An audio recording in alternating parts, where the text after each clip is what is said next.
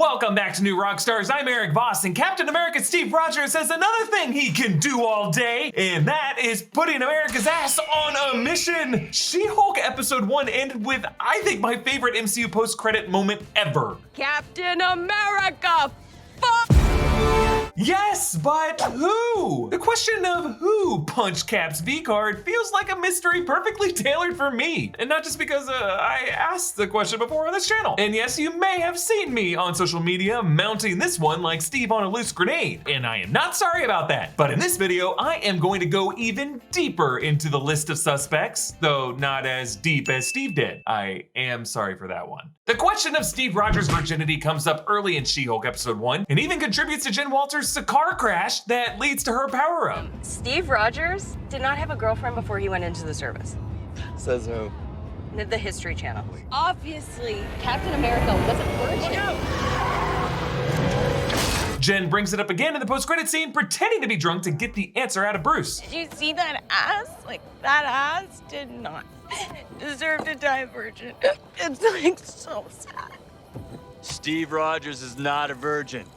He lost his virginity to a girl in 1943 on the USO tour. And in the closing credits, we see Jen with an Erik Voss style string board breaking down the suspects of Cap's first. Steve in the middle in his USO tour costume. To his left, Howard Stark's search vessel in 1945 looking for Steve's crashed Valkyrie aircraft in the polar ice. Below that, Peggy Carter's file photo, then an image of a USO dancer in costume with a blue hat, and then an arrow from her pointing to a faceless woman with short, lighter hair, and between Peggy and the USO dancer, a yellow piece of paper with a question mark on it. Now, we don't know who the faceless woman in the upper right is or who the question mark refers to, but we can narrow down the options. By the way, Chris Evans himself reacted to this episode, tweeting some emojis, including one for "My lips are sealed," and She-Hulk head writer Jessica Gao confirmed that Marvel head Kevin Feige told her the true canonical answer to this question, meaning the truth is out there. It is known. Cap does have a first. So we must start with the obvious suspect here, Steve Rogers' soulmate, Bucky Barnes. Don't do anything stupid till I get back. How can I?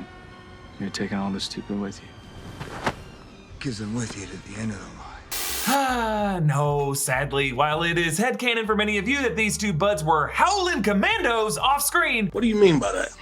Bucky is probably not the mystery cherry popper Bruce Banner was referring to, at least according to whatever popular lore he heard of some girl on the USO tour in 1943. So what about Steve's beard forever dance partner Peggy Carter? Peggy Carter at least mentally made a man out of Steve when he slid out of that oven, but the buns were too hot to handle, and these two always kept room for Jesus between them until Steve went into the ice. Really, Steve's disappointment upon waking up says it all. I had a date.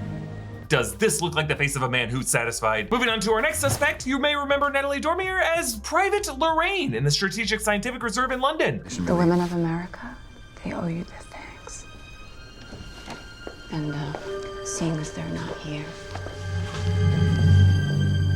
But Agent Carter comes in with the block, and considering Peggy tries to murder the first Avenger after this, she didn't know the shield would block the bullets. I doubt it went any further than that between Steve and Private Lorraine. Not to mention Steve's run-in with Lorraine came after Steve's rescue, and the celebratory drinks in that pub showed a poster confirming Steve's USO tour was canceled at that point. So this could not have happened on the tour. Remember, Jen Walters' stringboard includes a USO dancer with the blue cap. If you've rewatched the Spangled Man with a Plan montage in that 2011 film, a number of dancers match that description. There's a woman with brunette hair saluting to the left of Steve. She shows up a few times during the sequence, like when he walks down the line. There are actually two ladies who seem to be saluting him in particular. I think these are the same two that Hitler actor sneaks behind, and after Steve decks Hitler, these two can be seen on the right really making a meal out of showing him their gratitude. What else could they be thanking him for? And let us not overlook the dancer in the back who, at the start of this montage, peeks back at Steve through the curtain as our Star-Spangled Man is getting into his costume. What was she hoping to see, or maybe get a second look at? I am skeptical that Steve hooked up with any of the dancers on this tour. Steve was just too much of an awkward sad sack, but more importantly, too much of a gentleman to hook up with his co-workers and deal with the drama traveling city to city. Today's video is sponsored by Babbel, one of the top language learning apps in the world. We've all got a language we want to learn. For me, it is Spanish. I would love to go on a food trip to Mexico. It'd just be nice to know more Spanish when I do than just tacos al pastor, por favor. I mean, sure, that is the most important phrase, but you know, I just get the sense that there are a few other phrases that'd be good to know too. Things like, can I have more tacos please? And will you let me live in your taqueria? And that is what Babbel is for. Babbel specializes in preparing you for real life encounters and situations. Studies have shown that 15 hours of using Babbel is the equivalent of a semester of college in Spanish. And 15 hours in Babbel just flies by. I can watch videos, listen to podcasts, play games, or do lessons. Whatever kind of learning mood I'm in, Babbel's got something that fits the bill. I like how they gamify learning. I have daily goals and achievements that I can unlock as I learn the language. Now I'm pretty early in my Babbel journey, but I have started to learn some useful phrases like "Me trae la cuenta por favor?" which is how you ask for the check after eating roughly 20 tacos. It's gonna be a good trip. Get up to 60% off your Babbel subscription when you click the link in the description to start learning with Babbel today. However, there is a woman Steve meets while he's on the tour whom Steve definitely has eyes for, this adult fangirl. After meeting so many kids asking for autographs, finally he meets one his age.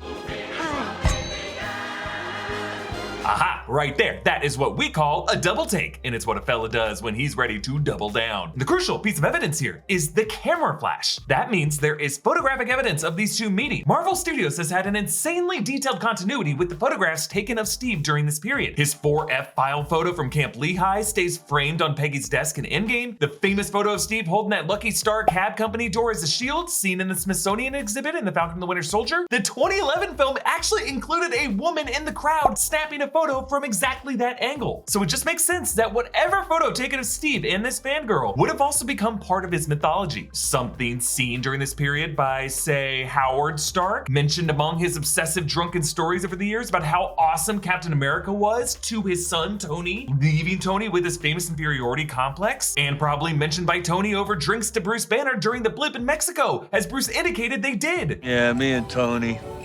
Well, Tony mostly drank. Just sat around like complaining about Steve. So this gives us a clear chain of gossip for how Bruce Banner would even know how Steve lost his virginity. By the way, it's also interesting that Bruce Banner says Steve Rogers is not a virgin, suggesting that Steve might still be alive in the MCU, and Bruce Banner might know where he is. But anyway, we should also point out, this fangirl is played by Laura Haddock, who also in the MCU plays Peter Quill's mother, Meredith Quill, in the Guardians of the Galaxy movies. James Gunn was asked about this connection in 2018, and he did jokingly speculate that the Cap fangirl could have been Peter Quill's grandmother, Meredith's mother. Actors from that 2011 Captain America film have come back to play their descendants before. Kenneth Choi played Jim Morita and his grandson Principal Morita in Spider-Man Homecoming, evidenced by that principal's framed photo of Grandpa Jim in his office. The most city Steve had visited during this montage by the time he met this fangirl was Chicago, the closest of the cities listed to Missouri, where Meredith lived as a young woman. And the timeline almost works. Peter Quill was conceived in 1980, and if Meredith was 36 then, she would have been born in 1944, 9 months after this woman met Steve. I know you're gonna say 36 might be a bit old for a woman to have kids in the year 1980, but I don't know. Laura Haddock was around 31 when she shot that ego flashback scenes for Guardians Volume 2, so it would just track for Kevin Feige to consider this canon. He previously retconned the kid Tony Stark saved in Iron Man 2 as a young Peter Parker. Also behind the scenes, when they were casting Steve Rogers, Feige and his casting director Sarah Haley Finn, the true MVP of the MCU if you ask me, they brought in Chris Pratt to audition for the role of Steve Rogers. Clearly, Marvel Studios has always seen these two Chris's as similar types. So could Steve Rogers be Peter Quill's biological grandfather? And that grandfather we met, played by Greg Henry, who consoles Peter in the hospital, perhaps Meredith's stepfather? Could it be that in addition to being the son of a Celestial, that Star-Lord could also be the grandson of a super soldier in the first Avenger? I mean, I don't know, folks. James Gunn's long-lost Easter egg in the first Guardians of the Galaxy has yet to be fully decoded, but we know for sure that it has something to do with Peter Quill's mother. And one of the things James Gunn said that we were definitely on the right track about is the fact that his Guardians movies have been obsessed with the concept of dancers versus non-dancers. Peter Quill is a dancer. Meredith Quill, also a dancer. Steve Rogers, before he goes into the ice, remember, tells Peggy that he cannot dance and suggests to have the band play something slow. And the last we see him in the MCU, he finally gets that dance. I've said it once and I will say it again, the whole MCU is a dance-off to save the universe. But whether or not Steve hooking up with this fangirl led to a pregnancy and to Peter Quill, I still think she is the one who punched the card. Let me know what you think and follow me on TikTok, Instagram, and Twitter at EA Voss. Subscribe to New Rockstars for more analysis of everything you love. Thanks for watching. Bye.